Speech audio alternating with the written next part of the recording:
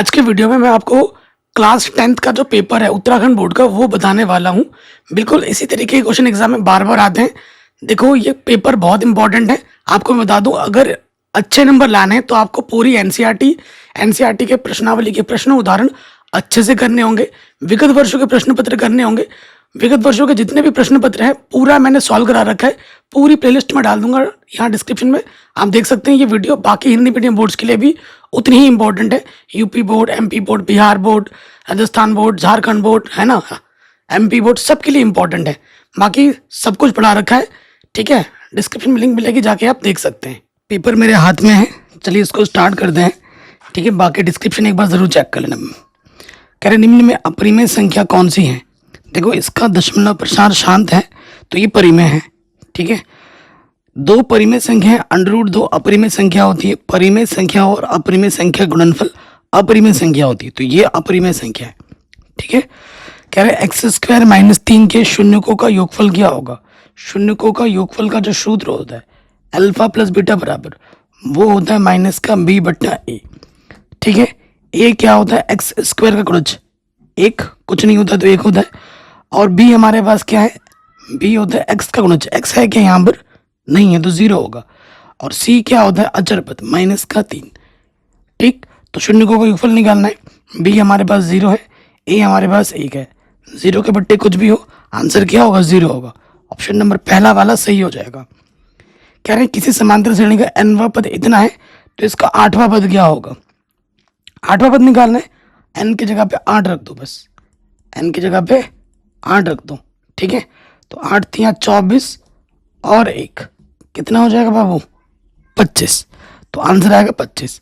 अगर इसी प्रश्न में बोलते थे कि भैया सार्वंत्र बताओ क्या होगा, डी, तो जो n का गुणज होता है वो क्या होता है, सार्वंत्र होता है, ठीक। कह रहे साइन a का मान 1/2 है तो कॉस a का मान क्या होगा। तो कॉस a क्या होता है, कॉस a होता है अंडर के अंदर 1 - साइन स्क्वायर, ये सर्वसमीका होती है। मान रखेंगे, साइन का मान दे रखा है 1/2, 1/2 का आप क्या कर दो, वर्ग कर दो। अंडर के अंदर 1 का वर्ग 1, 2 का वर्ग 4, लॉस अप आ जाएगा 4, 4 एकम 4 -1, तो ये आ जाएगा √3/4। 3 का वर्गमूल √3, 4 का वर्गमूल 2, तो आंसर आ जाएगा √3/2। चौथा ऑप्शन सही हो जाएगा, ठीक है। नेक्स्ट आ जाते हैं। कह रहे ये बिंदु है, ये बिंदु है, इनको मिलाने वाले रेखा के मध्य बिंदु के निर्देशांक क्या होंगे बताना है। मध्य बिंदु के निर्देशांक, तो मध्य बिंदु का निर्देशांक यहाँ पर एक बिंदु है, यहाँ पर एक बिंदु है, ठीक है। इसके बीचों बीच वाला बिंदु निकालना है। मान लेते हैं उसके निर्देशांक x, y है। तो x को निकालने का जो सूत्र होता है वो होता है x1 + x2/2, और y को निकालने का जो सूत्र होता है वो होता है y1 + y2/2, ठीक है। ये होता है x1, ये होता है y1, ये होता है x2 और ये होता है y2। इसका पहला वाला और इसका पहला वाला जोड़ो और आधा करो। 10 का आधा कितना होता है, 5। y में आ जाओ, y1 कितना है, 5, इसके आखिरी वाला और इसके आखिरी वाला जोड़ो और आधा करो, ठीक है। 14 का आधा कितना होता है, 7। तो x निर्देशांक मुझे मिला है 5, y निर्देशांक मुझे मिला है 7। आंसर होगा 5,7। सेकंड ऑप्शन सही हो जाएगा। नेक्स्ट प्रश्न पे आ जाओ। दो समरूप त्रिभुज की भुजाओं का अनुपात इतना है तो इनके क्षेत्रफल का अनुपात क्या होगा। प्रमेय 6.6 लगेगा। अगर भुजा का अनुपात दे रखा है तो क्षेत्रफल का अनुपात क्या होता है, जो भी अनुपात दे रखा है उसका क्या कर दो, वर्ग कर दो। 4 × 16, 9 × 81, तो आंसर आ जाएगा 16:81। बट्टे का मतलब क्या होता है, अनुपात। अगला प्रश्न है, कह रहे हैं यदि द्विघात समीकरण का एक मूल 1 है तो k का मान क्या होगा। जो मूल होता है वो समीकरण को क्या करता है, संतुष्ट करता है। तो जहां जहां x है वहां 1 रख दो, ठीक। तो 1 और ये आ जाएगा -6, k 1 कम k, 1 में से 6 घटाएंगे -5, -5 इधर के क्या होगा बाबू, +k5। तो आंसर आ जाएगा k बराबर 5। k बराबर क्या आ जाएगा, 5 आ जाएगा। फिर आते हैं अगले प्रश्न में। नेक्स्ट प्रश्न है, एक पासे को एक बार फेंका जाता है, एक सम संख्या आने की प्रायिकता क्या होगी। देखो जो पासा हम फेंकते हैं, पासे में जो परिणाम रहता है लूडो में ना 1 2 3 4 5 6 रहते हैं, कुल परिणाम 6 रहते हैं। और अगर हम सम संख्या की बात करें, इसमें सम संख्या कितनी है? 2 4 6 है, 2 4 6। हमें प्रायिकता निकालना है। प्रायिकता का सूत्र क्या होता है? संभव परिणाम बट्टे में कुल परिणाम। तो संभव परिणाम कितना है? 3 है, और कुल परिणाम कितना है? 6 है। 3 एकम 3, 3 दूनी 6। आंसर आ जाएगा 1/2। आंसर क्या आएगा वो? 1/2। अब आते हैं अगले प्रश्न में। ठीक है, अगला प्रश्न आपसे क्या बोल रहा है? के का मान ज्ञात कीजिए जिसके लिए ये जो समीकरण है और ये जो समीकरण है का एक अद्वितीय हल है। ठीक है, अब वर्णनात्मक प्रश्न है, इनको हल करके दिखाना है। तो एग्जाम में कैसे लिखना है? देखेंगे दिया है, क्या लिखेंगे? दिया है, हमें दे रखा है 2x प्लस के वाई बराबर 1 है ये। ठीक है, दूसरा हमें दे रखा है 3x माइनस के 5y बराबर 7। ठीक है, फिर हम आ जाएंगे प्रश्नानुसार।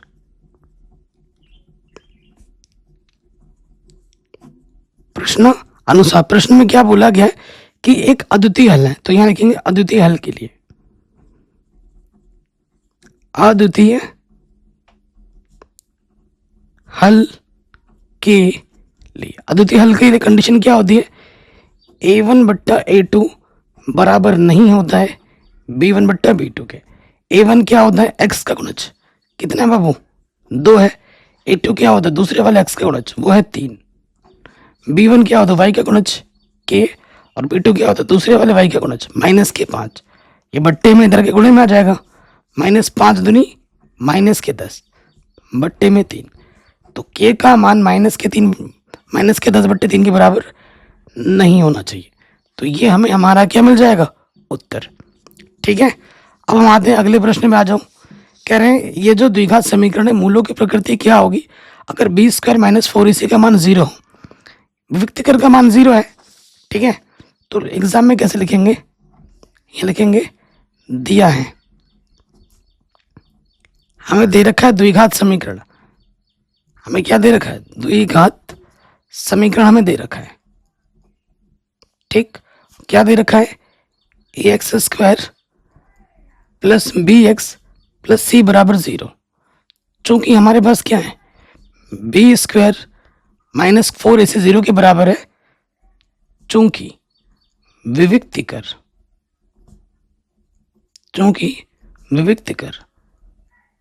शून्य है, क्या बाबू? विविक्तिकर क्या है? शून्य है, इसलिए मूल वास्तविक तथा समान होंगे। वास्तविक तथा समान होंगे, ये हमें हमारा उत्तर आराम से मिल जाएगा। अगर आप प्लेलिस्ट में आएंगे ना, ये देखिए मैंने सारा कुछ पढ़ा रखा है। ठीक है, सारा कुछ पढ़ा दिया है। चैप्टर वाइज इंपॉर्टेंट क्वेश्चन आपको यहाँ मिल जाएंगे। उसके साथ साथ पूरी एनसीईआरटी पढ़ा दी है, और विज्ञान पूरा पढ़ा रखा है। ये पूरा प्लेलिस्ट आप देख सकते हैं। और उसके बाद ही यूके बोर्ड लिखा हुआ ना, मोस्ट इंपॉर्टेंट क्वेश्चन, ये प्लेलिस्ट आप जरूर देख लेना। ठीक है, बाकी सब कुछ मैंने ऑलरेडी करा रखा है। अब आते हैं अगले प्रश्न में। कह रहे हैं समांतर श्रेणी का nवां पद क्या होगा? इस समांतर श्रेणी का nवां पद क्या होगा? चौथे नंबर का प्रश्न है, हमें एपी दिया है। क्या दिया है? एपी 2 4 6 8 ये दे रखा है। यहां जो प्रथम पद है एपी का वो 2 है। सार्वंतर क्या होता है? दूसरे पद से पहला पद घटाना होता है, 4 माइनस का 2, और हमें nवां पद निकालना है। तो 4 में से 2 घटाओगे तो 2 आ जाएगा। चूंकि an क्या होता है? a प्लस n माइनस 1 गुणा d। n की जगह पर n ही रखना है। प्रथम पद 2 है और d भी हमारा 2 है। 2 से अंदर गुणा कर देंगे, 2n, 2 एक कम 2, प्लस का 2 माइनस का 2 कटा, तो an आ जाएगा 2n। an क्या आ जाएगा? 2n आ जाएगा। अगले प्रश्न में आ जाओ। कह रहे बिंदु 3,4 की x अक्ष से दूरी क्या होगी? ठीक है,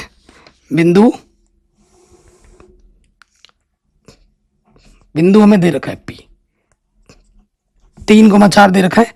x अक्ष से दूरी बतानी है। x अक्ष से दूरी बतानी है। तो ये x होता है, ये y होता है, x अक्ष दूरी यानी कि y वाला आंसर होगा। आंसर आ जाएगा 4। आंसर क्या आ जाएगा? 4 आ जाएगा। अगर y अक्ष से निकालनी होती तो x वाला आंसर होता है। नेक्स्ट कह रहे हैं एक वृत्त की परिधि 6 पाई सेंटीमीटर है, तो उसकी त्रिज्या क्या होगी? उसकी त्रिज्या क्या होगी ये हमें बतानी है। देखिए हमारे पास एक वृत्त है, हमारे पास एक वृत्त है, माना वृत्त की त्रिज्या r है, तो यहां लिख देंगे माना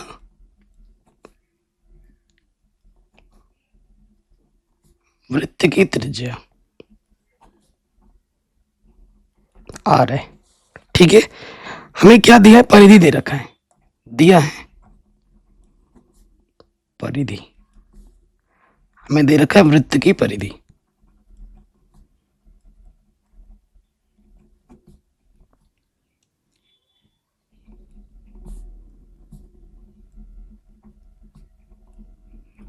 पाई से पाई कटा और ये 2 गुणे में इधर के पट्टी में आ गया, 2 3 6, तो त्रिज्या कितनी होगी? 3 सेंटीमीटर। ठीक, एकदम हलवा था, आराम से सॉल्व हो गया। अब आ जाओ, कह रहे हैं वृत्त के बाहर स्थित किसी बिंदु पर कितनी स्पर्शरेखा खींची जा सकती है। ठीक है, तो आंसर क्या होगा इसका? 7वें का अनंत। अब सॉरी एक सेकंड, हमारे पास क्या बोला? वृत्त के बाहर स्थित। अगर वृत्त के बाहर एक बिंदु ले लो, इस बिंदु से तुम वृत्त पर कितनी स्पर्शरेखा खींच सकते हो? सिर्फ 2 खींच सकते हैं, तो आंसर आ जाएगा 2। क्या आ जाएगा? 2। अगला प्रश्न है, ये जो संख्या दे रखी है इसका माध्य क्या होगा? माध्य नहीं पूछा है, माध्य पूछा है। तो माध्य के लिए क्या करते हैं? सभी संख्याओं को जोड़ लेते हैं। 4 + 6 + 3 + 8 + 2 + 7, जितनी संख्या होती है उससे भाग दे देते हैं। कितनी संख्या? 6 संख्या, 6 से भाग देंगे। तो देखो 4 और 6 10, 20 और 30, 6 पंजे 30, तो आंसर हो जाएगा 5। आंसर क्या हो जाएगा? 5 हो जाएगा। फिर कह रहे हैं निम्नलिखित दिए गए आंकड़ों का माध्यक क्या होगा? हमें क्या निकालना है? माध्यक। तो माध्यक निकालने के लिए आंकड़ों को आरोही क्रम में रखना होता है, पहले से आरोही क्रम में है, काम आसान हो रखा है। कितने पद अब गिनो, चूंकि 1 2 3 4 5 6 7 8 9, तो यहां लिखेंगे n कितना है? 9 है, विषम है। ठीक है, इसलिए माध्यक पता सूत्र क्या होता है? माध्यक का सूत्र होता है n + 1/2 पद, 9 + 1/2 यानी कि 10/2 यानी कि 5वां पद। 5वां पद कौन सा होगा? 3 4 5, तो माध्यक हो जाएगा 25। ठीक है, इसके इधर भी 4 होंगे, इसके इधर भी देखो 4 होंगे। माध्यक क्या होता है? बीचों बीच वाला पद, विषम की स्थिति में। और अगर सम होता तो इधर जितने होंगे इधर जितने होंगे, बीच में 2 पद आएगा। सम अगर दिया हो तो एक पद अगर बढ़ जाता तो सम होता। ठीक है, इधर 4 होते इधर 4 होते, बीच में 2 पद बचता, और उन्हीं 2 पदों को जोड़ते और उसका आधा कर देते तो माध्यक आ जाता। ये सब मैंने पढ़ा रखा है चैप्टर वाइज इंपॉर्टेंट क्वेश्चंस में। अगला प्रश्न है, कह रहे अभाज्य गुणनखंड विधि द्वारा 12 15 और 21 का क्या निकालिए? एलसीएम निकालिए। ठीक है, क्वेश्चन नंबर 10 है, क्या दे रखा है हमारे पास? 12 15 और 21 है, हमें करना है इनका अभाज्य गुणनखंड। 2 छंग 12, 2 3 6, 3 एकम 3। ठीक है, 15 पे आ जाओ। 5 एकम 5, ठीक है, और 3 7 21, 7 एकम 7। हमें क्या निकालना है? एलसीएम ज्ञात करना है। तो 12 को मैं लिख सकता हूँ, 2 कितनी बार है बाबू? 2 बार, 3 है 1 बार, 15, 3 1 बार है और 5 1 बार है, और 21 पे आ जाओ, 3 1 बार है, 7 1 बार है। तो वो संख्या जो तीनों में है, वो संख्या जो तीनों में है, पहले वो देख लो। 3 तीनों में है, हमें निकालना है एलसीएम। जो संख्या तीनों में उसकी अधिकतम घात लेते हैं। 3 की अधिकतम घात कितनी है? 1 ही है। फिर 2 की अधिकतम घात कितनी है? 2 है। जो बच गए उनको गुणे में डाल दो, 5 × 7, तो ये आ जाएगा, देखो 7 3 21, ये 4 और गुणा 5, 4 5 20, 21 दूनी 42, आंसर आ जाएगा 420। ठीक है, आंसर आ जाएगा 420। आगे बढ़ते हैं, अगला प्रश्न एग्जाम में आपको ज़रूर मिलेगा। कह रहे ये जो बहुपद है इसके शून्यक ज्ञात कीजिए और शून्यक और गुणांकों के बीच संबंध की सत्यता की जांच कीजिए। ये क्वेश्चन अच्छे से कर लेना, एग्जाम में पक्का आएगा 100%। ठीक है, आएगा ही आएगा। अब हम आ जाते हैं, अच्छा उससे पहले एक पर प्रश्न तो बच रहा है 11वां नंबर। क्या है? कह रहे द्विघात समीकरण के मूल ज्ञात कीजिए। इसके मूल ज्ञात करने, किसी विधि का उल्लेख नहीं किया है तो आप यहाँ पर कोई सा भी विधि लगा सकते हैं। इसका गुणज कुछ नहीं तो एक है। ऐसी दो संख्या ज्ञात करो जिनको गुणा करने पे 6 आता हो और घटाने पे, इसका गुणज क्या है? कुछ नहीं तो एक, घटाने पे 1 आता हो। ऐसी दो संख्या लो जिनको गुणा करें तो 6 और घटाए तो 1 आए। 3 दूनी 6, 3 में से 2 घटाओगे 1 आएगा। ठीक है, तो यहाँ आ जाए एक्स स्क्वायर 3x माइनस का 2x। ठीक है, यहाँ से एक जोड़ा, यहाँ से एक जोड़ा, तो इसमें जोड़े से x उभयनिष्ठ प्लस यहाँ से x बाहर आ गया 3 माइनस 2 उभयनिष्ठ और नेगेटिव निकाला प्लस आ गया 2 3 6। तो जो 2 बार है उसे हम एक बार लिखेंगे और जो उभयनिष्ठ है उसे दूसरे वाले ब्रैकेट में। ठीक है, तो अब इसको एक बार 0 मानोगे, x प्लस 3 को 0 माना तो प्लस का 3 इधर के क्या हो गया बाबू? माइनस का 3। ठीक, अब इसको 0 मानेंगे। यदि x माइनस 2 बराबर 0 तो माइनस का 2 इधर के क्या हो जाएगा? प्लस का 2। आंसर। ठीक है, तो ये प्रश्न भी हमारा बड़े आराम से बन गया। अब हम आते हैं अगले प्रश्न में जिसकी हम बात कर रहे थे। ये एग्जाम में पक्का आएगा 100%। ठीक, तो बहुपद एक पद बल्कि मिस है। ठीक है ना, यहाँ पर क्या है? 4u² प्लस 8u बराबर 0 शून्यक के लिए, यहाँ लिख लेना।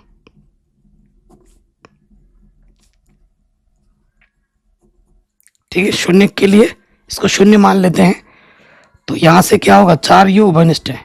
जब एक पद कम हो बल्कि और आसान हो जाता है, तो 4 एक कम 4, u स्क्वायर से 1u बाहर आ गया, 1u बचा, 4 दूनी 8, u तो पहले ही बाहर है। इसको और इसको हमें दो गुणनखंड मिल गए, 0 मान लेना है। यदि 4u बराबर 0 तो ये जो 4 गुणे में देख रहे हो इधर आके बट्टे में आ जाएगा, तो u एक का मान आ गया 4। अब इसको 0 मानना है। यदि u प्लस 2 बराबर 0 तो प्लस का 2 इधर के क्या होगा बाबू? माइनस का 2 होगा। आंसर। ठीक है, तो शून्य तो हमें फट से मिल गए। तो एक शून्य को आप अल्फा मान लो, दूसरे को आप बीटा मान लो। चूंकि ए हमारे पास क्या है? यू स्क्वायर का गुणज ए होता है, 4 है। ठीक है, और उसके बाद बी हमारे पास क्या है? बी हमारे पास है यू का गुणज 8 है और सी क्या होता है? अचर पद है ही नहीं, तो 0। अब हमें पहली जांच करनी है। पहली जांच हमारी है शून्यकों का योगफल, जिसका सूत्र होता है अल्फा प्लस बीटा बराबर माइनस के बी बट्टा ए। अल्फा का मान क्या है बाबू? 0। बीटा का मान क्या है? माइनस का 2। बी का मान क्या है? 8 और ए का मान है 4। 4 दूनी 8, 0 में से 2 घटाओगे 2 आ जाएगा माइनस का। देखो, जो दाएं तरफ है वही बाईं तरफ है, जो दाईं तरफ है वही बाईं तरफ है, बराबर आ गया। यानी कि हमारा उत्तर क्या है? बिल्कुल सही है। अब दूसरी जांच पे आ जाओ। दूसरी जांच क्या है? शून्यकों का गुणनफल।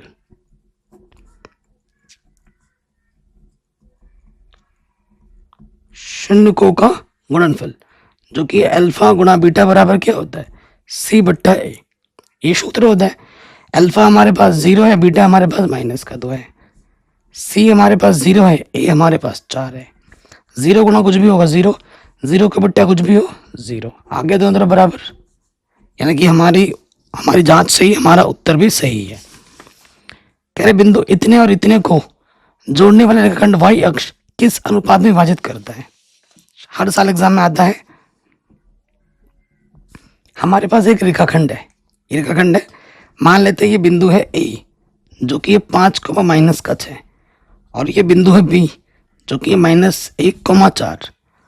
एक बिंदु है पी, वाई अक्ष पे बोले, वाई अक्ष के एक्स निर्देशांक क्या होता है? 0 होता है। माना वो बिंदु 0, वाई है जो इस रेखाखंड को m1 अनुपात m2 में विभक्त करता है। ठीक है, तो ऐसे लिख लोगे, माना वह बिंदु P 0,y। अब 0,y क्यों माना है? क्योंकि y अक्ष पे बोला है, y अक्ष पे x निर्देशांक क्या होता है? हमेशा 0 होता है, जो m1 अनुपात m2 में विभक्त करती है। ठीक, ये हो जाएगा। अब यहां से देखो, ये हमारे पास क्या है? x1, ये हमारे पास है y1, ये हमारे पास x2 है, ये हमारे पास y2 है, और ये x है और ये y है। ठीक है, कोई दिक्कत नहीं होगी। अगर आपको आंकिक मान पता हो, किसका पता हुआ? जिसका पता वही लेना होता है। हमें x निर्देशांक का मान पता है और हमें अनुपात निकालने, तो जिसका आंकिक मान मालूम है वही लेके चलना पड़ता है। तो यहां लिख देंगे विभाजन सूत्र से। विभाजन सूत्र से क्या होता है? x बराबर m1 x2 plus m2, x1 बट्टे में आता है m1 प्लस m2। ठीक है, तो अब हम मान रखेंगे। x निर्देशांक क्या है? हमारे पास 0 है, m1 हमें पता नहीं, x2 का मान है -1, m2 हमें पता नहीं, x1 का मान है 5, बट्टे में m1 प्लस m2। इसके बट्टे में कुछ नहीं तो 1 लिख सकता हूँ, त्रिज्या गुणा कर दो। किसी भी संख्या का 0 से गुणा होता है 0, और 1 से गुणा करने पे वही आ जाता है, माइनस के m1 और यह प्लस के 5m2। माइनस के m1 इधर आ जाएगा, माइनस के इधर के प्लस का हो गया, m2 क्या है? इसके साथ गुणे में है, इधर के क्या हो जाएगा? बट्टे में। अच्छा, इसके बट्टे में कुछ नहीं तो मैं 1 लिख सकता हूँ। बट्टे का मतलब होता है अनुपात, तो ये आ जाएगा 5:1। ठीक, तो किस अनुपात में विभक्त कर रहा है? 5:1 में विभक्त कर रहा है। तो ये क्वेश्चन भी हमारा बड़े आराम से बन गया। अगले प्रश्न में आ जाओ। दो संकेंद्रीय वृत्तों की त्रिज्या 5 सेंटीमीटर तथा 3 सेंटीमीटर है। बड़े वृत्त की उस जीवा की लंबाई ज्ञात कीजिए जो छोटे वृत्त को स्पर्श करती हो। एनसीईआरटी का प्रश्न है। ठीक, तो देखो क्वेश्चन नंबर 14 पे आ जाओ। क्या है? हमारे पास दो संकेंद्रीय वृत्त है। संकेंद्रीय वृत्त क्या होता है? ऐसे वृत्त जिनका जो केंद्र है वो एक है। ये दो संकेंद्रीय वृत्त ले लिए जिनका केंद्र एक है, इसका भी और इसका दोनों का केंद्र एक है। कह रहे हैं बड़े वृत्त की उस जीवा की लंबाई ज्ञात करो जो छोटे वृत्त को स्पर्श करती है। ठीक है, ए बी, इस वाले पॉइंट को नाम दे दिया सी। ये छोटे वृत्त की त्रिज्या है और ये बड़े वृत्त की त्रिज्या है। और हमारे पास जीवा क्या है? जीवा है ए बी, जो कि हमें ज्ञात करना है। अच्छा, ये इसको मिलाओगे, जो छोटी त्रिज्या हमें दे रखी है 3 और बड़ी त्रिज्या दे रखी है 5, इधर भी 5 और ये भी 5, ये भी तो बड़े वाले की त्रिज्या है। तो ये त्रिभुज और ये त्रिभुज बिल्कुल सेम टू सेम है। चूंकि दिखाने की जरूरत नहीं है, चूंकि जी जो AC है वही हमारा क्या है? CB है। ठीक है, तो अगर मैं AC निकाल लेता हूं तो ऑटोमेटिक AC भी निकल जा रहा है। तो देखो प्रमेय 10.1 से क्या होता है? प्रमेय 10.1 कि भैया जो त्रिज्या होती है और ये स्पर्श रेखा काम कर रहा है, इस वृत्त पर ये स्पर्श रेखा काम कर रहा है। त्रिज्या और स्पर्श रेखा के बीच में 90 अंश का कोण बनता है, यहाँ पे भी और यहाँ पे भी। तो हमारा जो C कोण है वो 90 है, इसलिए त्रिभुज OCA में पाइथागोरस प्रमेय से,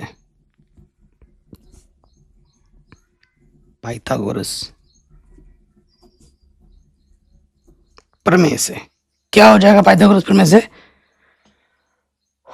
कर्ण का जो वर्ग होता है, ये कर्ण है, देखो OA कर्ण है ना, तो यहां लिख देता हूं मैं। कर्ण का जो वर्ग होता है वो होता है आधार का वर्ग प्लस लंब का वर्ग। कर्ण क्या बाबू? 5 है, 5 का वर्ग। आधार मेरे पास क्या है? AC का वर्ग, और लंब मेरे पास क्या है? 3 है। तो 5 का वर्ग क्या हो जाता है? 25, और यहां पर है AC, 3 का वर्ग हो जाता है 9। ठीक, संख्या को एक तरफ लेके आओ। प्लस का 9 इधर के क्या हो जाएगा माइनस के 9, 25 में से 9 घटाओगे तो क्या आ जाता है 16। तो 16 का वर्गमूल क्या होता है, इसे निकालने के लिए 16 का वर्गमूल निकालना पड़ेगा। 16 का वर्गमूल क्या होता है 4। तो ए सी 4 है यानी कि बी सी भी क्या है 4 है, इसलिए जीवा ए बी, जीवा ए बी क्या होगी ए सी प्लस सी बी होगी, ए सी प्लस सी बी, और जो ए सी है वही सी बी है। 4 प्लस 4 कितना आ जाएगा 8 सेंटीमीटर। तो ये क्वेश्चन भी हमारा बड़े आराम से बन गया। अब आ जाओ अगले प्रश्न में इसके अथवा में, के का मान ज्ञात करो जिसके लिए जो द्विघात समीकरण के दो बराबर मूल प्राप्त हो। ठीक है, दो बराबर मूल प्राप्त हो। ठीक है, अथवा में आ जाओ, दिया है, क्या दिया है द्विघात समीकरण।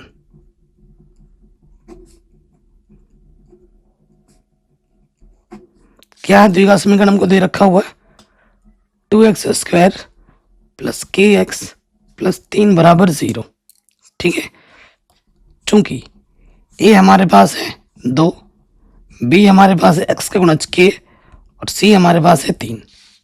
ठीक है, फिर क्या बोला दो बराबर मूल हो प्रश्नानुसार, प्रश्नानुसार दो बराबर मूल के लिए, दो बराबर मूल के लिए क्या होता है विविक्तिकर का मान 0 होता है, b² माइनस 4 इसी का मान क्या होता है 0 के बराबर होता है। तो b का मान क्या है k है वर्ग 4, a का मान कितना है 2 है, c का मान कितना है 3 है। तो यहां से हो जाएगा देखो 4 दूनी 8, 8 तिया 24, माइनस का 24 इधर आके क्या होगा प्लस का 24। तो वर्गमूल निकाल लोगे 4 छंग 24, 4 का वर्गमूल 2, 6 का नहीं बनेगा तो अंडर रूट के अंदर, आंसर आ जाएगा प्लस माइनस 2 अंडर रूट 6। ठीक, तो ये क्वेश्चन भी हमारा बड़े आराम से सॉल्व हो गया। आगे बढ़ते हैं अगले प्रश्न में, कह रहे हैं हमें इस बताना है कि अगर पी क्यू समानांतर है आर एस के तो हमें ये दो त्रिभुज हैं पी ओ क्यू और एस ओ आर, इसको क्या दिखाना है समरूप दिखाना है। तो सबसे पहली बात तो हमें क्या दिया है देखो, हमें दिया है पी क्यू समानांतर आर एस, ये भुजा इसका समांतर है तो तिरक रेखा काम करेगा, जो कोण यहां बनेगा वही कोण यहां पे बनेगा है कि नहीं, और यहां पे जो कोण बनेगा यहां पे भी वही कोण बनेगा। ठीक है, और आपको पता ही है कि शीर्षाभिमुख कोण समान होते हैं। ठीक, तो यहां लिख देंगे त्रिभुज, जिसको हमें समरूप दिखाना त्रिभुज पी ओ क्यू तथा त्रिभुज एच ओ आर में। सबसे पहली बात हमारे पास जो पी कोण है जो एच कोण है वो समान है, उसके साथ साथ जो क्यू कोण है जो आर कोण है वो समांतर है। क्यों, क्योंकि ये एकांतर कोण है, एकांतर कोण समान होता है। उसके साथ साथ पी ओ क्यू बराबर है एच ओ आर के।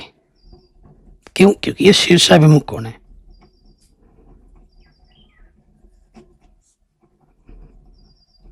ठीक, आपने 3 संगत कोण समान दिखा दिए, अतः एंगल नियम से क्या हो जाएगा, जो त्रिभुज पी ओ क्यू होगा वो समरूप हो जाएगा एच ओ आर के। ठीक, यही हमें क्या करना था सिद्ध करना था, यही हमें क्या करना था बाबू सिद्ध करना था। तो ये क्वेश्चन भी हमारा बड़े आराम से सॉल्व हो गया।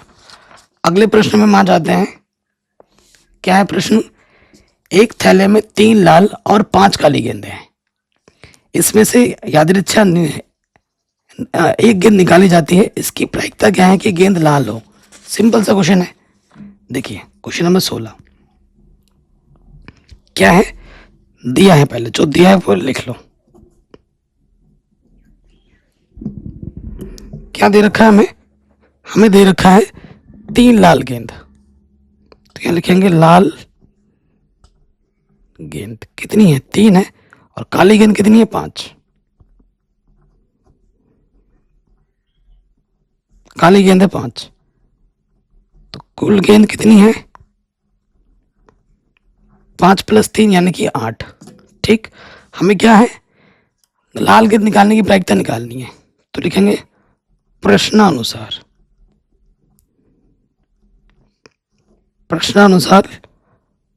लाल गेंद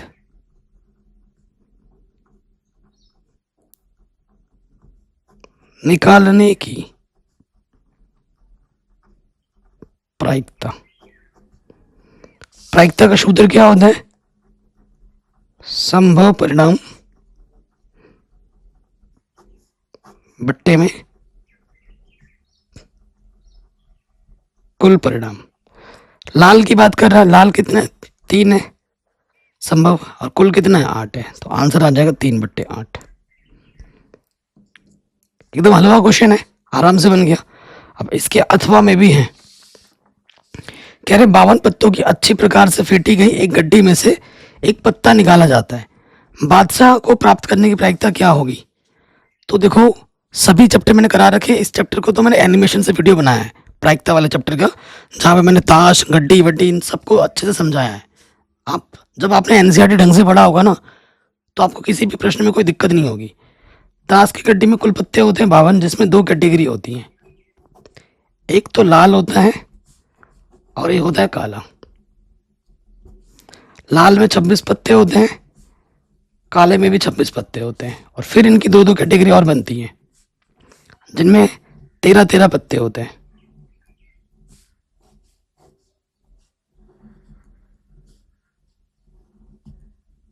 ठीक है, जिनमें 13-13 पत्ते होते हैं, 4 कैटेगरी होती हैं। फिर क्या बोला गया हमसे, लाल रंग के बादशाह, लाल हर कैटेगरी में एक ही बादशाह होता है, चूंकि लाल रंग का बादशाह बोला है, तो लाल रंग के बाद लाल की कैटेगरी कितनी है 2 है, हर कैटेगरी में एक है, तो लाल रंग का बादशाह कितना होता है 2 होता है। ठीक है, हमारे पास कुल परिणाम कितना है 52 है, ताश की गड्डी में टोटल 52 पत्ते होते हैं, तो लिखेंगे इसलिए लाल रंग का बादशाह होने की प्रायिकता। ठीक है, संभव परिणाम कितना है 2 है, और कुल परिणाम कितना है 52 है, 2 1 कम 2, 2 3 4, 2 चंग 12, तो आंसर आ जाएगा 1/26। आंसर क्या आएगा 1/26।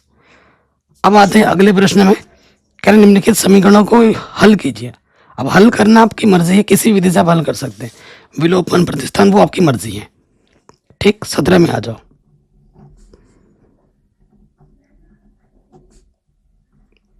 दिया है, क्या दिया है, x/2 प्लस y/3 बराबर है 13/6। पहला समीकरण है, इसको सही रूप में लिख लो, लॉसअप ले लेंगे, तो लॉसअप नीचे से गुणा होगा 3 दूनी 6, इसके गुणा इसके साथ 3x प्लस यहाँ आ जाएगा 2y, और इधर है 13/6, इसके बट्टे में 6 इसके बट्टे में 6 कटा, तो पहला समीकरण हमें मिला 3x प्लस 2y बराबर 13।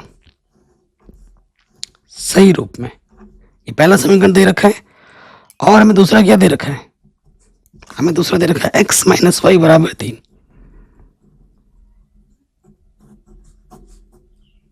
ये दूसरा समीकरण में दे रखा है, तो सबसे बेस्ट है इस वाले के लिए प्रतिस्थापन हो जाएगा, तो यहाँ लिखेंगे समीकरण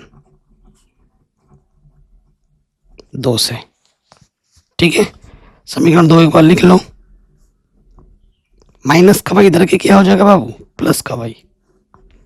समीकरण 2 से हमने x का मान निकाला है, तो हमें रखना कहाँ पड़ेगा 1 में, हमें रखना 1 में पड़ेगा, तो यहाँ हम लिख लेते हैं x का मान समीकरण 1 में रखने पर। ठीक है, क्या है समीकरण 1 लिख लो एक बार, 3x प्लस 2y बराबर 13। तो x की जगह पे मान रखना है, कितना x का मान 3 प्लस y,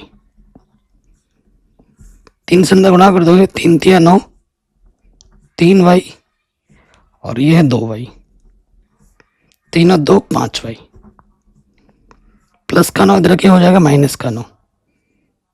ठीक, तो 13 में से 9 घटाओगे आ जाएगा 4, ये 5 गुणे में इधर के क्या हो जाएगा बट्टे में, तो y का मान आ जाएगा 4/5। y का मान आ जाएगा 4/5। y का मान उठाकर यहाँ रख दोगे, आपको आपका x का मान मिल जाएगा, जो कि x क्या है 3 + y है, हमें y का मान रख देना है। y का मान कितना है 4/5 रखो। देखो इसके बट्टे में कुछ नहीं तो मैं 1 लिख सकता हूँ, लिख दिया, लॉस ऑफ क्या आ जाएगा 5 × 5, इसके गुणा इसके साथ 5 तिया 15, 4 × 4, तो आंसर आ जाएगा 19/5। x का मान क्या होगा 19/5। कोई भी डाउट हो या दिक्कत हो आप दोबारा देख सकते हैं। ठीक है, ये प्रश्न भी आपका आराम से बन गया। अगला प्रश्न है वेरी वेरी इंपॉर्टेंट, एग्जाम में पक्का आएगा 100%। एक रेलगाड़ी एक समान चाल से 360 किलोमीटर की दूरी तय करती है। यदि यह चाल 5 किलोमीटर प्रति घंटा अधिक हो तो उसी यात्रा में उसको 1 घंटा समय कम लगेगा। रेलगाड़ी की चाल आपको ज्ञात करनी है। देखिए प्रश्न में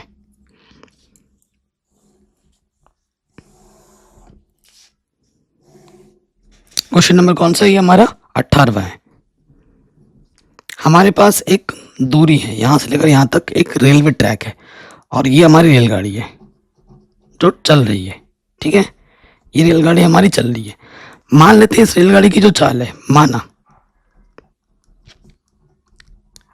रेलगाड़ी की एक समान चाल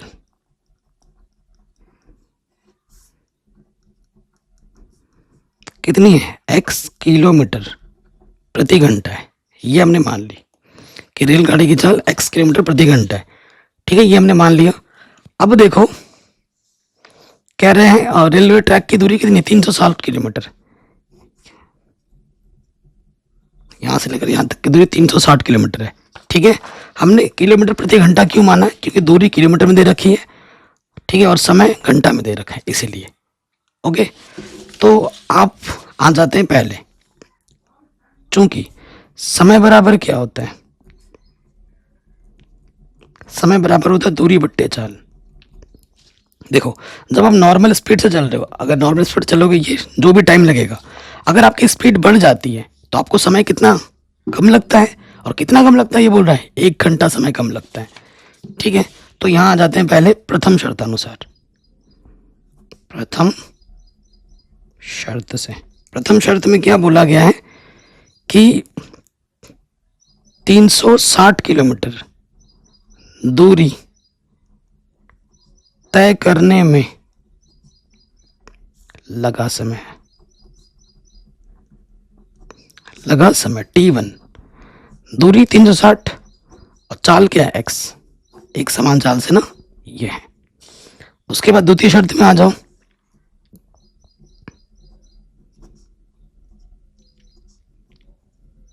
द्वितीय शर्त में क्या बोला गया है, यदि चाल 5 किलोमीटर प्रति घंटा अधिक हो तो लगा समय, अगर चाल बढ़ा दी जाए 5 किलोमीटर प्रति घंटा तो कितना समय लगेगा, दूरी तो वही है 360, चाल पहले जितना था उससे 5 ज़्यादा कर दो तो ये समय लगेगा। ठीक, प्रश्न में क्या बोला है, प्रश्नानुसार ये जो टाइम है वो है नॉर्मल स्पीड की, और ये वाली टाइम है जब आपकी स्पीड ज़्यादा हो जाती है तो आपको समय कम लगता है। ये इसमें समय कम है और इसमें समय ज़्यादा है, और समय का अंतर कितना बोला है 1 घंटा कम समय लगती है, मतलब इसके पास समय ज़्यादा है ना। इस समय में से इस समय को घटा देंगे तो समय का अंतर कितना आएगा 1, यानी कि t1 माइनस का t2, समय का अंतर कितना होगा 1 होगा। अब हमें क्या करना है, t1 और t2 का मान रखना है। t1 और t2 का मान रखना है। t1 का मान क्या है 360/x और t2 का मान है 360 बट्टे में x + 5। और इधर है 1। कोई दिक्कत परेशानी नहीं होगी। अब हमें लॉस ऑफ लेना है। लॉस ऑफ में नीचे नीचे गुणा होता है, x से गुणा x प्लस 5, इसकी गुणा इसके साथ 360 गुणे में x प्लस 5 और इसकी गुणा इसके साथ 360x।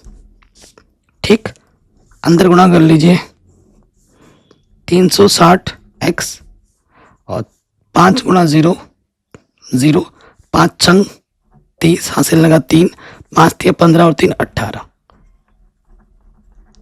नीचे जो गुणा करेंगे x गुणा x स्क्वायर और यह 5x, इधर है 1। ये माइनस का ये प्लस का कटा, ऊपर बचा 1800, नीचे बचा x स्क्वायर प्लस 5x, इधर है 1, है कि नहीं। अब देखो इसके बट्टे में कुछ नहीं तो मैंने 1 ले लिया, इसके बट्टे में कुछ नहीं तो मैंने 1 ले लिया। अब हमें करना है तिरछी गुणा, इसके गुणा इसके साथ, किसी भी संख्या की गुणा 1 से करोगे ना वही आ जाएगा, x स्क्वायर प्लस 5x और 1800 1 कम 1800 प्लस के 1800 इधर क्या हो जाएगा माइनस के 1800। ये हमें हमारा मिल गया द्विघात समीकरण। अब हमें इसको क्या करना है बाबू, हल करना है और हमें हमारा उत्तर मिल जाएगा। एक्स स्क्वायर का गुणन जब कुछ नहीं होता है तो 1 है, द्विघात गुणनखंड विधि लगाओगे तो इसकी गुणा इसके साथ। ऐसी दो संख्या लो जिनकी गुणा करें तो 1800 आए, 1800 1 कम 1800 और घटाने पे कितना है 5 आए। अगर आपके मन में नहीं आ रहा है, मेरे मन में तो आ गया 45 और 40, नहीं आ रहा है तो आप जो संख्या है उसका गुणनखंड कर लो, गुणनखंड कर लो। 2 9 18, पीछे से 2 0, ठीक है। फिर 2 से कटेगा, 2 चौको 8, 1 बचा 2 5 10 0। 3 से काट लेते हैं, 3 1 कम 3, 3 बचा 15 0। फिर 3 से कटेगा, 3 बचा 15 0। फिर 5 से कटेगा, 5 1 कम 5 0, 5 दूनी 10, 2 1 कम 2। तो यहां से देखो 3 बचे 15, 15 3 45 और इधर देखो 2 दूनी 4, 4 5 20, 20 दूनी 40, बन गया गुणनखंड यहाँ से। तो 45 और 40 का गुणा करोगे 1800 आएगा, 45 में से 40 घटाओगे 5 आ जाएगा, ठीक है। तो 45x में से हमें घटाना है 40x, ठीक है जी। तो यहां से एक जोड़ा आ गया, यहां से एक जोड़ा आ गया। पहले वाले जोड़े से क्या है, वनिष्ठ है x, x स्क्वायर से 1x बाहर आ गया, 1x बचा। 40 वनिष्ठ निकाला हमने यहां से, क्योंकि यहाँ x है तो 40 बाहर आएगा, तभी यहाँ सिंगल x बचेगा। नेगेटिव है, बाहर ब्रैकेट के बाहर नेगेटिव, अंदर का चिन्ह बदल जाएगा। तो 4 चक्कू 16, 2 बजा 40 पंजे 200। यहाँ पर जो है यहाँ पर भी वही है, यानी कि आपने बिल्कुल सही किया। जो 2 बार है उसे आप 1 बार लिखोगे और जो उभयनिष्ठ है वो दूसरे वाले ब्रैकेट में आ जाएगा। इसको 1 बार 0 मानना है, इसको 1 बार 0 मानना है। यदि x प्लस 45 बराबर 0 तो प्लस का 45 इधर आके हो जाएगा माइनस का 45, ठीक। इसको 1 बार 0 मानेंगे। यदि x माइनस 40 बराबर 0 तो माइनस का 40 इधर आके क्या हो जाएगा प्लस का 40। आंसर, ये आंसर नहीं है, ये है अमान्य। क्यों? क्योंकि गाड़ी की स्पीड कभी माइनस में नहीं होती है। तो रेलगाड़ी की जो चाल होगी वो कितनी होगी, 40 किलोमीटर प्रति घंटा होगी। ये हमें हमारा उत्तर आराम से मिल जाएगा। कोई भी डाउट आप दोबारा देख सकते हैं, ठीक है। अगले प्रश्न पे आ जाओ, बहुत ही शानदार जानदार क्वेश्चन है, एनसीईआरटी का है। कह रहे हैं 3 वर्ष पूर्व रहमान की आयु का व्युत्क्रम अब से 5 वर्ष पश्चात आयु के व्युत्क्रम का योग 1/3 है, तो उसकी वर्तमान आयु क्या होगी। इजी सा क्वेश्चन है। देखिए, तो रहमान की वर्तमान आयु मान लेते हैं, माना रहमान की वर्तमान आयु क्या है बाबू, x वर्ष। रहमान की वर्तमान आयु कितनी है, x वर्ष है। 3 वर्ष पूर्व कितनी होगी, 3 वर्ष पूर्व रहमान की आयु, अभी x है, 3 वर्ष पूर्व क्या होगी, x माइनस 3 वर्ष होगी, ठीक। 5 वर्ष पश्चात क्या होगी, 5 वर्ष बाद कितनी आई होगी, 5 वर्ष बाद, 5 वर्ष बाद लिख देना यहाँ पर, ठीक है। रहमान की आयु बाद में जुड़ती है x प्लस 5 वर्ष, कोई दिक्कत परेशानी नहीं होगी। अब आ जाइए प्रश्नानुसार।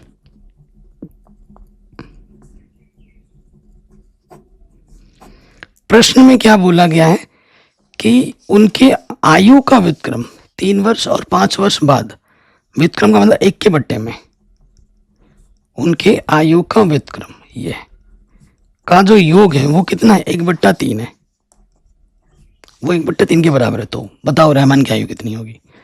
सिंपल, नीचे नीचे गुणा कर दो, x माइनस 3 गुणा x माइनस 5, इसके गुणा इसके साथ x प्लस 5 एकम x प्लस 5 और x माइनस 3 एकम x माइनस 3, इधर है 1/3, तो x और x हो जाएगा 2x और 5 में से 3 घटाओगे 2 आ जाएगा।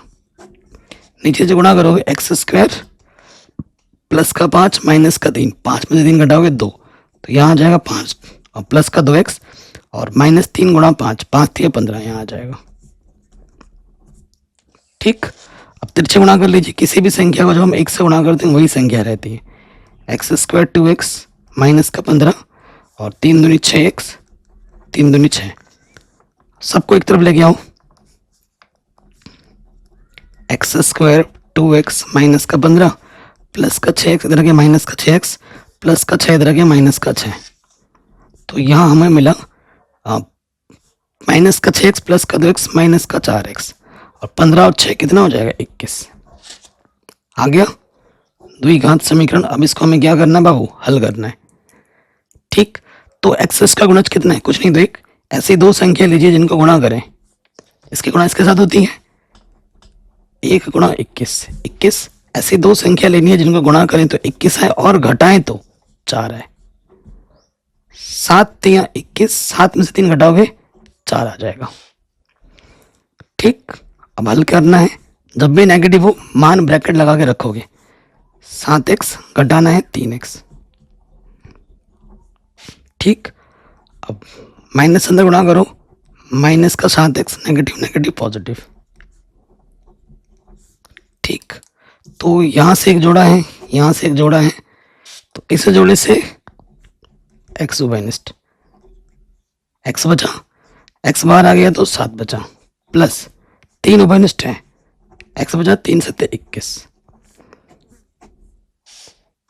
ये चीज और चीज समान है, तो जो दो बार उसे हम एक बार लिखते हैं और जो उभयनिष्ठ है उसे दूसरे वाले ब्रैकेट में डाल देते हैं। इसको एक बार 0 मानना है, इसको एक बार 0 मानना है। यदि x प्लस 3 बराबर 0 तो प्लस का 3 इधर के माइनस का 3 होगा, ये हो जाएगा अमान्य। आयु कभी किसी की माइनस में नहीं होती। अब इसको 0 मानेंगे।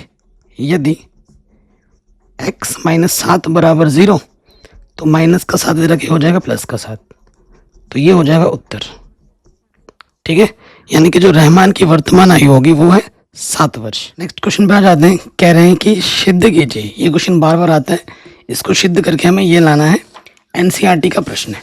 ठीक, तो यहाँ लिख लेंगे हम बायां पक्ष लेने पर, यहाँ लिख लेंगे हम बायां पक्ष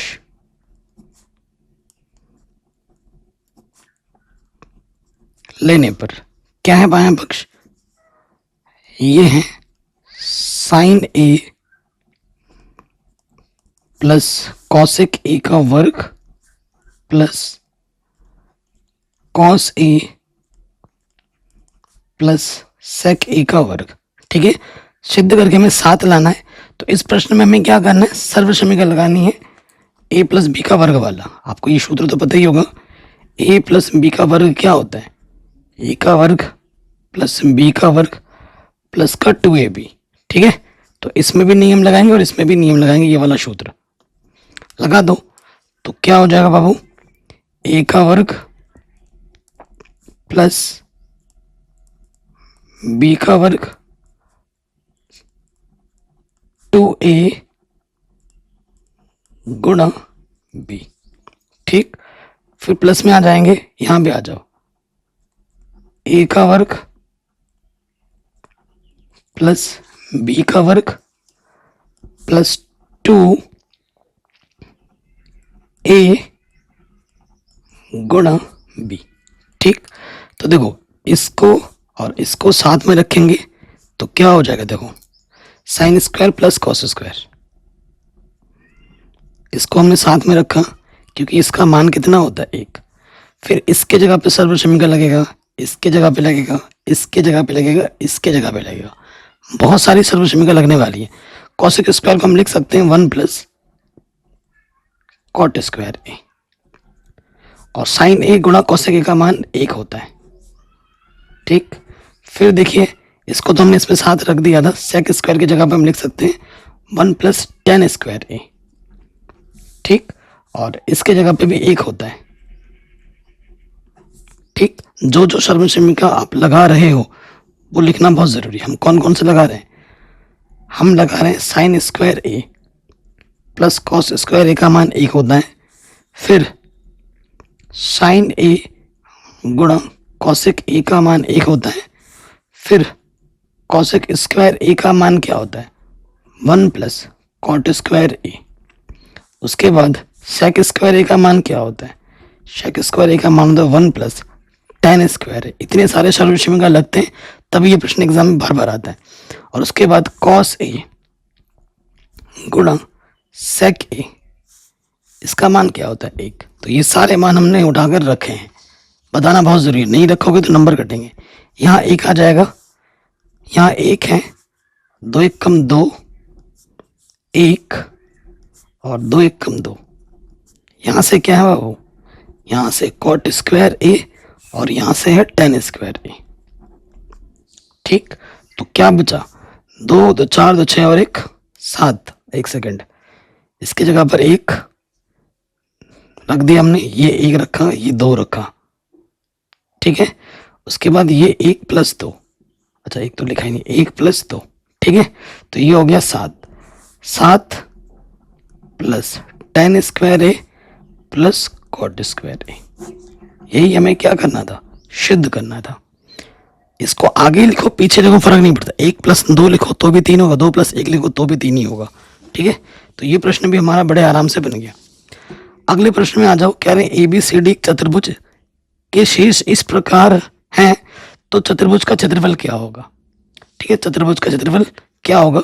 ये जो क्वेश्चन है ये आउट ऑफ सिलेबस क्वेश्चन है, ये क्वेश्चन आपके सिलेबस में नहीं है तो इसे पढ़ने की जरूरत नहीं है।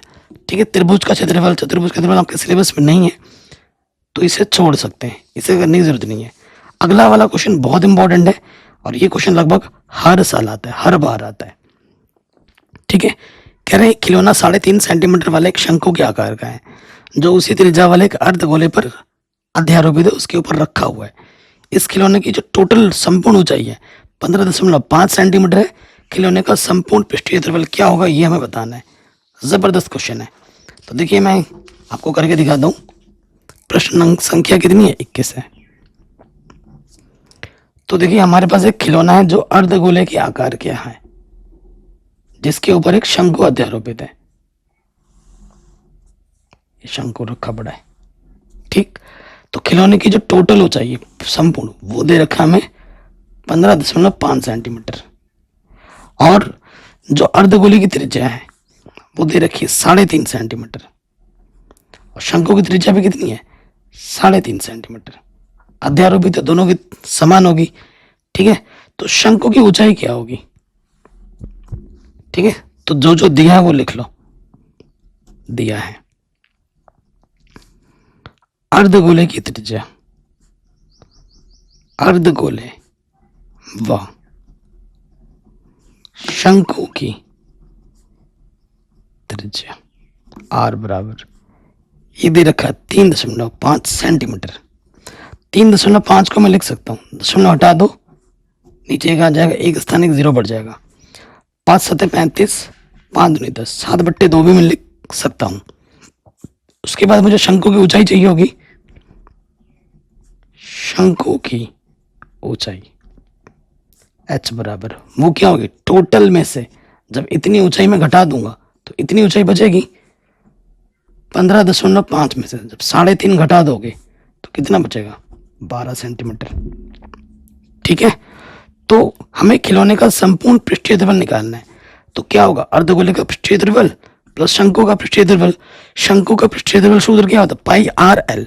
एल हमारी क्या होती है, तिर्यक ऊंचाई। दे रखी है क्या, नहीं दे रखी, तो हमें निकालना पड़ेगा। चूंकि तिर्यक ऊंचाई एल बराबर, जिसका सूत्र होता है अंडर रूट के अंदर H square plus R square. H हमें दे रखा है, दिया तो नहीं था, निकाला हमने 12, और आर हमारे पास है 7/2 वर्ग। 12 का वर्ग 144, 7 का वर्ग 49, 2 का वर्ग 4।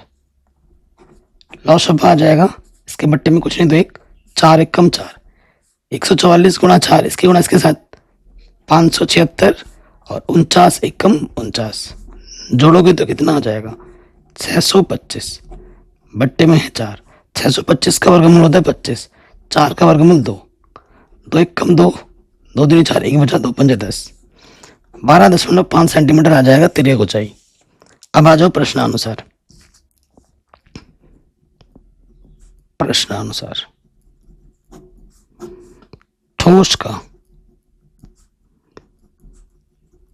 पृष्ठीय क्षेत्रफल क्या हो जाएगा, अर्धगोले का पृष्ठीय क्षेत्रफल प्लस शंकु का पृष्ठीय क्षेत्रफल।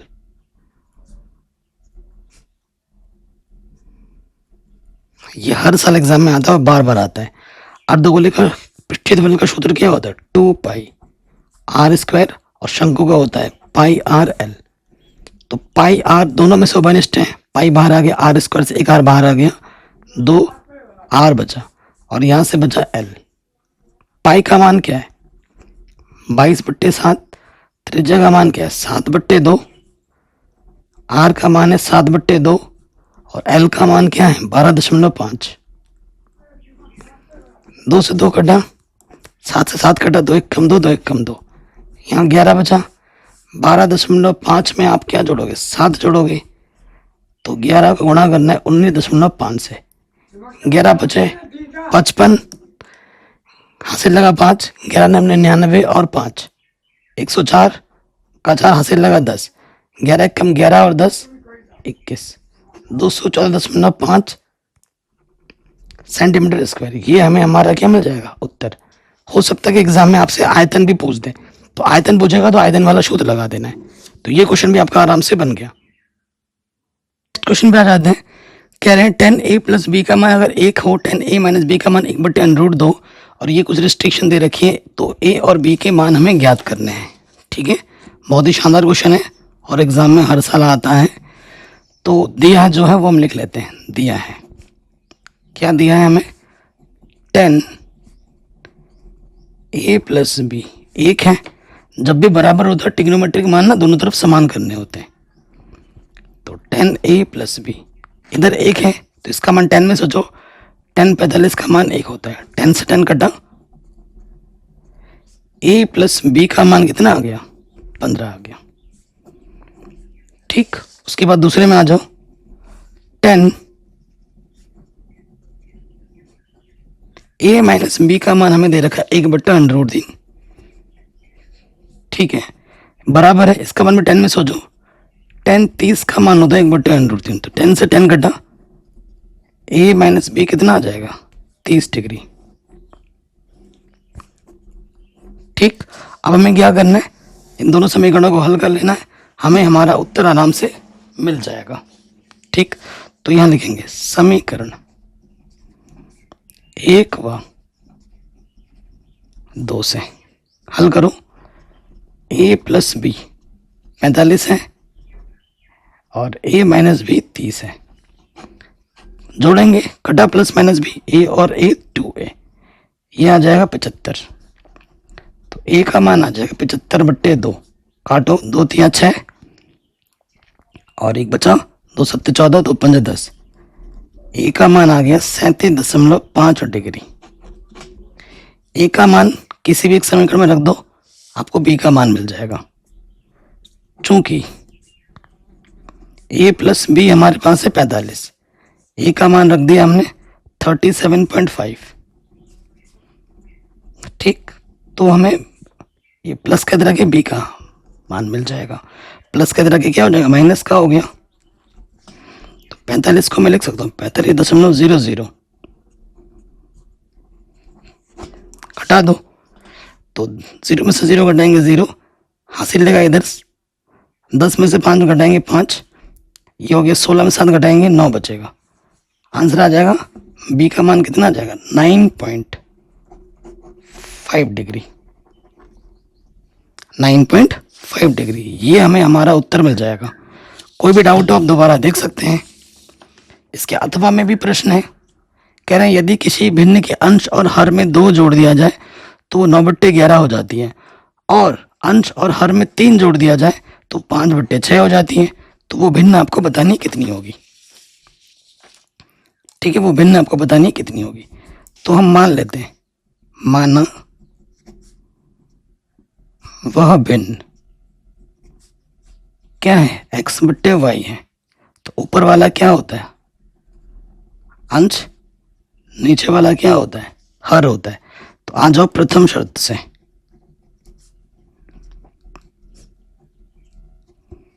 ठीक है। प्रथम शर्त में ये बोला गया है, क्या बोला गया है कि अंश और हर में अगर 2 जोड़ दें तो वो 9/11 होती है। जो भी आपका भिन्न है x/y, उसके ऊपर भी, अंश में भी और हर में भी जैसे ही आप 2 जोड़ोगे तो वो 9/11 हो जाएगी। तिरछे गुणा कर दो, 11 गुणा x 11x, 11 दूनी 22, यहाँ हो जाएगा 9y, 9 दूनी 18। x और y को एक तरफ लिखते हैं, प्लस का 9y इधर आके माइनस का 9y, और प्लस का 22 इधर आके माइनस का 22। 11x माइनस के 9y, 18 में से 22 घटाएंगे माइनस के 4 आ जाएगा। समीकरण नंबर 1, ठीक। फिर आ जाते हैं द्वितीय शर्त से। द्वितीय शर्त से आपके पास जो भी भिन्न है, द्वितीय शर्त में क्या बोला जा रहा है कि अंश और हर दोनों में अगर 3 जोड़ दिया जाए, ऊपर नीचे दोनों में 3 जोड़ दे, तो ये क्या हो जाती है, 5/6 हो जाती है। करो तिरछे गुणा, तो ये 6x 6 3 18, 5 गुणा y 5y, 5 3 15। एक्स वाई को एक तरफ लिखते हैं, प्लस का 5y इधर के हो जाएगा माइनस के 5y, और प्लस के 18 इधर के माइनस के 18। तो 6x माइनस के 5y, 15 में से 18 घटाओगे कितना आ जाएगा, माइनस के 3, ठीक है, कितना आ जाएगा, माइनस के 3। समीकरण नंबर हमें 2 मिल गया। अब इन दोनों समीकरणों को क्या करोगे, हल कर दो किसी विधि से, आपको x और y के मान मिल जाएंगे, ठीक। तो क्या करें, विलोपन विधि लगाते हैं। सबसे आसान विधि वही होती है, x को हटाते हैं, इधर 6 है तो इस वाले में 6 से गुणा करना है, इधर 11 इस वाले में 11 से गुणा करना है।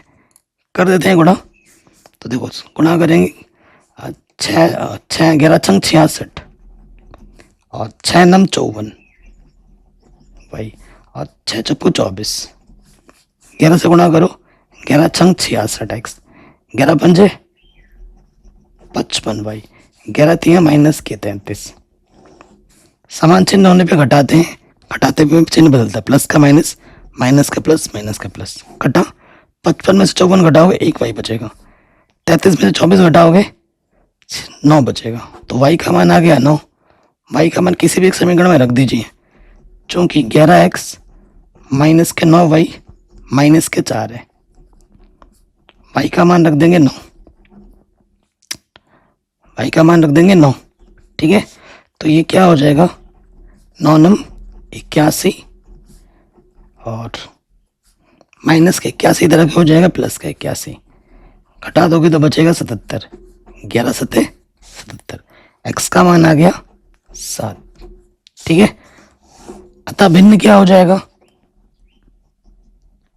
अतः भिन्न क्या होती है, x/y, x का मान 7 होगा और y का मान 9 होगा।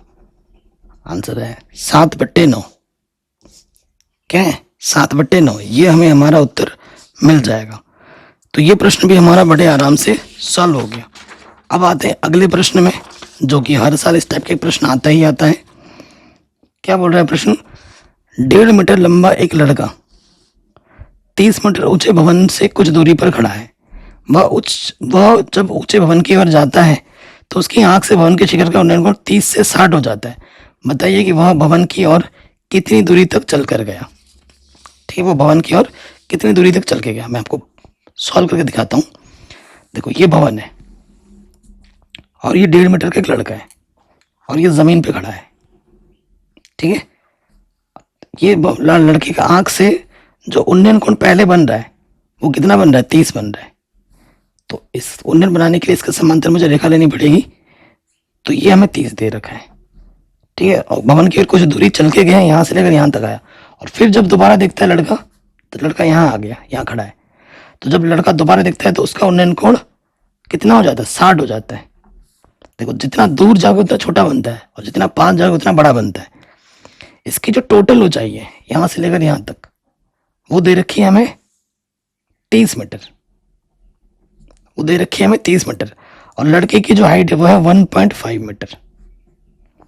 ठीक है, 1.5 मीटर है। तो यहाँ से लेकर यहाँ तक की हाइट कितनी हो जाएगी, तो टोटल है 30 में से मुझे इतनी दूरी घटा देनी है। इतनी दूरी कितनी है, 1.5 होगी। अगर ये 1.5 है तो ये भी तो 1.5 होगी। इसके समांतर हमने ये देखा ली है ना। तो 30 में से 1.5 हम घटा देंगे तो कितना आ जाएगा, 28.5 मीटर। यहाँ से लेकर यहाँ तक कितना होगा, 28.5 होगा। नाम दे दो ABCD। लड़का पहले यहाँ था फिर यहाँ आ गया। तो मान लेते हैं कि ये जो दूरी है x है जो कि आपको निकालनी है और ये जो दूरी है ये y है। इसको हमने मान लिया। 2 समकोण त्रिभुज बने आपके, एक छोटा बना एक बड़ा बना। हल करोगे आंसर आ जाएगा। तो जो माना है आपने वो लिख लो। माना DC x माना है जो कि हमें ज्ञात करना है। उसके बाद आपने क्या माना, CB या BC आपने y माना। उसके बाद जो AB है वो कैसे मिलेगा, वो मिलेगा 30 में से जब हम इतना घटा देंगे, 1.5 घटा देंगे तो ये आ जाएगा 28.5 मीटर। ये सब लिख के बताना है। अब आ जाओ त्रिभुज में। त्रिभुज ABC में छोटे वाले त्रिभुज में आ गए। ये पता है और ये आपको चाहिए होगा। ठीक है ना, इसी के सीध में ये x तो ये चाहिए होगा। तो जो पता होता है और जो निकालना है उसके बीच संबंध लगाते हैं। तो AB आपको पता है और BC आपको निकालना है। ठीक है, सब चित्र बन गया, काम खत्म। 2 समकोण त्रिभुज बनेंगे, दोनों को हल करोगे आंसर आ जाएगा। ठीक है, तो ABC में ये पता है, ये निकालना है। कोण के सामने वाली भुजा क्या होती है, लंब, और यह आधा लंब बटा आधा tan थीटा। थीटा कितना है, 60। AB हमारे पास है 28.5 और BC को हमने y माना है और tan 60 का मान होता है √3। तो y इधर आ जाएगा और ये नीचे आ जाएगा। तो y का मान कितना है, 28.5 बट्टे में √3। ये y मिल गया। अब आ जाओ दूसरे वाले त्रिभुज में, बड़े वाले में। छोटा वाला ले लिया, बड़े में आ जाओ। ABD में ये पता है और ये निकालना है। एक्सेस में दिख रहा है ना। तो आधार हम इतना तो ले नहीं सकते, आधार ये पूरा है, पूरा ही लेना पड़ेगा। AB बट्टे में BD। कोण के सामने वाली भुजा लंब और ये आधा लंब बटे आधा tan थीटा। थीटा कितना बड़े वाले में, 30। AB है 28.5 और BD कितना है, इतना प्लस इतना, यानी कि x प्लस वाई। tan 30 का मान 1/√3 गुणा करो कि x प्लस वाई एक कम x प्लस वाई और ये हो जाएगा 28.5 √3। हमें x का मान निकालना है। तो प्लस का y जो है इधर क्या हो जाएगा, माइनस का y। अब इस y का मान उठाकर यहां रखो, कितना है हमारे पास y का मान है, ऊपर है 28.5 बट्टे में √3। तो देखो ऊपर से 28.5 उभयनिष्ठ है, तो यहाँ से बचा सिर्फ √3। 28.5 कम 28.5 बट्टे में बचा √3। इसके बट्टे में कुछ नहीं तो एक लॉसअप आ जाएगा √3। √3 गुणा √3 सिर्फ 3, एक कम एक, 2 बार गुणा होने पर √ हट जाता है। तो ये आ गया 28.5, 3 में से घटाएंगे 2 बट्टे में √3। √ कभी नीचे नहीं छोड़ते, तो √3 से ऊपर नीचे कर देंगे गुणा। √3 गुना √3 सिर्फ 3 से कटेगा, 3 दम 27, 1 बचा 3 बचे 15। ठीक है, तो ये कितना हो जाएगा, ये हो जाएगा 9.5 गुना 2, 2 पंचे 10, हासिल लगा 1, 2 नंबर 18 और 1 19, 0.1 स्थान के बाद आंसर आ जाएगा 19√3 मीटर। तो लड़का भवन की तरफ कितनी दूरी चल के गया, 19√3 मीटर दूरी चल के गया। एनसीईआरटी प्रश्नावली 9.1 अच्छे से पढ़ लेना, वहां से क्वेश्चन एग्जाम में आते ही आते हैं। तो ये प्रश्न भी हमारा बड़े आराम से सॉल्व हो गया। अब आते हैं अगले प्रश्न में, बहुलक है, लगभग हर साल एग्जाम में आ जाता है, आसान सा प्रश्न है। कर निम्नलिखित आंकड़ों का बहुलक ज्ञात कीजिए। ये वर्ग अंतराल है, 20 पे खत्म हो रहा है, 20 से स्टार्ट है, ठीक है, और ये बारंबारता को हम एफ से दर्शाते हैं। तो हमें देखना होता है सबसे बड़ी बारंबारता, सबसे बड़ी बारंबारता 19 है, तो इसे हम F1 से दर्शाते हैं। इसके बाद वाले को F2 और इससे पहले वाले को F0। F1 के सीध में होता है बहुलक वर्ग, तो लिखेंगे चूंकि F1 हमारा 19 है, इसलिए बहुलक वर्ग क्या है, बहुलक वर्ग कितना है बाबू, 20 से 30। बहुलक वर्ग की निम्न सीमा क्या है, 20, L हो गया 20, कितने का अंतर है 20 से 30, 10 का। हमें क्या निकालना है, बहुलक। सूत्र क्या होता है, L plus F1 minus F0 गुणा H बट्टे में 2F1 माइनस F0 माइनस का F2। L हमारे पास है 20, F1 है 19, F0 है 12, H कितना है 10, 2F1 19 दूनी 38 माइनस F0 माइनस का F2। 19 में से 12 घटाएंगे 7 बचेगा, 7 दाई 70, नीचे 38 में से क्या घटाएंगे, 18 घटा देंगे, कितना बचा 20 है ना, 20 बचा, काटोगे 3.5 आ जाएगा। 20 में आपको 3.5 जोड़ देना है, तो आंसर आ जाएगा 23.5। ये हमें हमारा क्या मिलेगा, बहुलक। तो इस तरीके से मैंने सारे पेपर ऑलरेडी करा रखे हैं, लिंक्स मिलेंगे डिस्क्रिप्शन में, प्लेलिस्ट अच्छे से चेक कर लें। ठीक है, जो विगत वर्षों के प्रश्न पत्र वो अच्छे से करें, एनसीईआरटी ढंग से करें।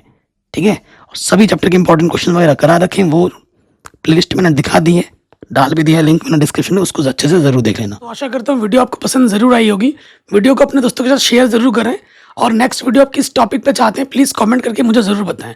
अपना ख्याल रखें, जितना प्रैक्टिस करोगे, जितना रिवाइज करोगे एग्जाम में, उतने अच्छा नंबर आपके आएंगे।